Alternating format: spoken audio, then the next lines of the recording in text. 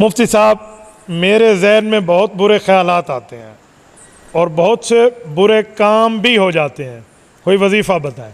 दो बातें अलग अलग हैं।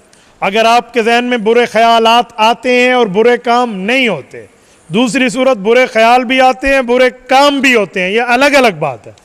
जहन में बुरे ख्याल आए लेकिन बुरे काम करते नहीं हो आप, तो आपको सलाम है, आपका ईमान बढ़ रहा है।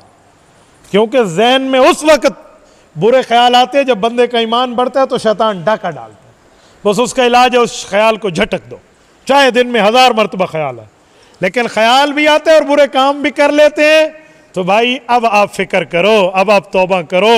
इसके लिए वजीफ़ा नहीं, गैरत चाहिए।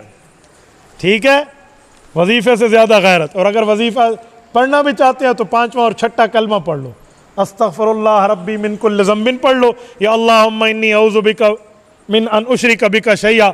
ये 5वां और 6ठा कलमा आप इसको पढ़ते रहें तो गुनाह भी इंशाअल्लाह अल्लाह माफ़ फरमा देंगे।